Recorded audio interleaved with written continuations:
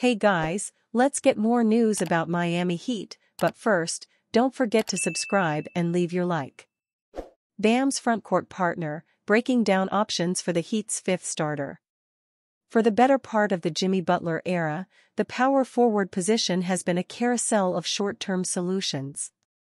Kelly Olynyk, Myers Leonard, Trevor Ariza, PJ Tucker, Caleb Martin, Kevin Love and Nikola Jovic have all spent time lining up next to Bam Adebayo over the past half-decade to mixed results. The Miami Heat went to the finals with Olynyk and Leonard. Both provided size and shooting that optimized the spacing around Bam Adebayo and Butler. The Heat went on a run in 2023 with Martin at the 4, who was the most versatile of the group. But the best solution was Tucker, who provided the best defense Miami has ever had next to Adebayo and was a reliable corner three-point shooter. It's not a coincidence that the only time the Heat won more than 50 games in the regular season during this stretch was with Tucker in the starting lineup. Training camp opened Tuesday in the Bahamas. Eric Spoelstra on Media Day all but revealed that 4 of Miami's 5 starters will be Terry Rozier, Tyler Herro, Butler and Adebayo. "I'm not going to give you headlines about the starting lineup or rotation," Spoelstra said. "But I am intentional about seeing what Terry, Rozier, Tyler, Herro, Bam, Adebayo, Jimmy, Butler look like. We have to see how that group can complement each other and lift this whole group up."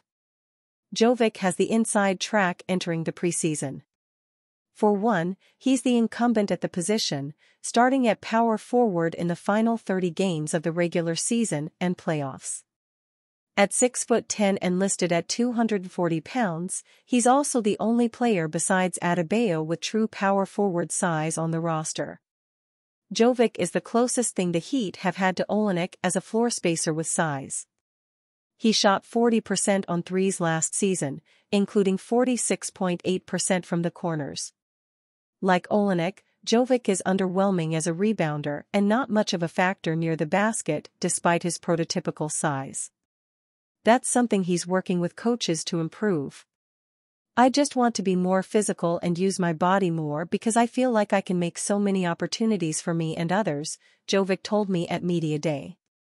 "I know I'll be a good spot-up shooter, and I'm still working on even being better, but I always try to add something that I don't do and I wasn't really doing a lot around the basket. And I think I should, especially because I'm 6'10". Physicality around the basket isn't limited to posting up smaller players. Jovic needs to improve as a rebounder and screen setter and doing the things associated with the frontcourt position. Jovic has gotten reps playing alongside the 4 starters in the early days of training camp. It might be his spot to lose. Paul George believes Chris Bosh and the Miami Heat changed the NBA. Paul George broke down a pivotal moment in modern NBA history which changed the NBA into the league we see today on the latest episode of Podcast P. George was reflecting on the offensive evolution of the NBA over the last 10 years and credited the Miami Heat and Chris Bosh for revolutionizing how offense is played as a stretch 5. "When we played the Miami Heat and they put Chris Bosh at the 5, I think that's when the league literally changed. We were one of the last teams to have like 2 real bigs, David West and Roy Hibbert, not three-point shooters or mid-range shooters. Defensively, Miami struggled against that until they moved Chris Bosh to the 5 and play 4 wings. That was how you beat the Pacers. That was the blueprint. Then we saw it with Atlanta, who put Pero Antic at the 5, he was a shooting big, Horford at the 5 as a shooting big. That gave us the most problems. Now, you want to look for a shooting big. There is no 4-man now, it's usually a wing now. We take a lot of credit, that Indiana Pacers team, for how the game is now. Teams had tried using 5-shooter lineups in the past, but it was almost impossible to find sweet shooting big men until the 2010s. Even a shooting big like Dirk Nowitzki was rarely played at center, as the conventional NBA logic at the time would dictate Nowitzki to be a 4-man with a bruising big man in the middle to absorb defensive pressure. Nowadays, we see teams play players at the center just because they can give them a 5-out option. Bosh was still a big, who averaged 18.0 points and 7.3 rebounds during his stint with the Heat, adding the 3-ball during his time there to make the team even more lethal. What Bosh and the Heat did led to the same NBA where a few years later, teams were throwing 6 feet 5 inches PJ Tucker at center to stretch the floor or using an all-NBA level perimeter defender like Robert Covington at the center because of his shooting prowess. On a roster featuring probably the best version of LeBron James we've ever seen, Miami Heat legend and former teammate Udonis Haslem declared Chris Bosh as the most important member of that roster. LeBron was the best player on the team, the best player on planet Earth, said Haslem on the Augs podcast. The most important player on our team was Chris Bosh because of the matchups he created.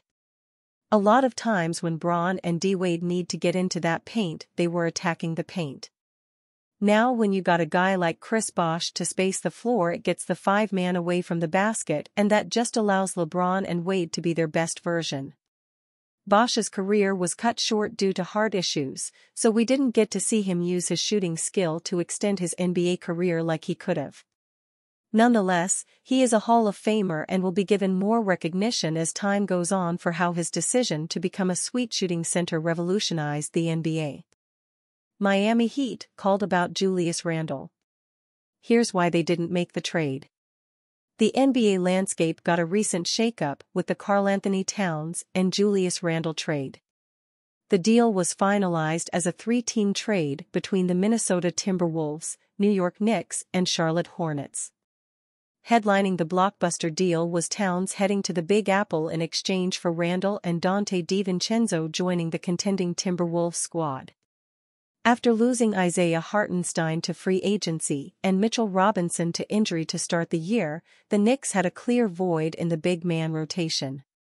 Towns' addition instantly resolved that notion to help round out their talented new starting 5. For the Wolves, they gave themselves some more financial flexibility while also getting some win-now additions in Randle and DiVincenzo.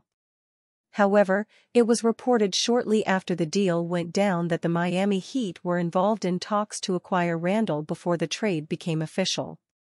Detroit, Atlanta, Miami among the other teams NYK talked to about trades of Julius Randle, per SNY sources. Min slashes its future payroll by acquiring Randle, who can be an FA this summer. Knicks get big man they've long had on radar in Karl Towns. Striking out on Randle adds to the seemingly never-ending list of all-star caliber talent that the Heat failed to acquire. That said, there's a case to be made why the Heat both should and shouldn't have pounced on an addition for the former Knicks star. The Heat's back-to-back play-in berths may have given some signs that this roster is desperate for a shakeup. For years it has seemed that Miami was just one piece away from being a title favorite around the league. After all, they have had legitimate success with their Jimmy Butler/Bam Adebayo/Tyler Herro core but have repeatedly fallen just short. There are a lot of intriguing elements that Randle could have brought to the table. The functional size next to Adebayo in the frontcourt would have been promising. Randle, coming off a season averaging 24.0 points, could have addressed some offensive issues as a proven bucket-getter for a big man. And you fan? What do you think of the situation of Julius Randle? Leave your opinion in the comments.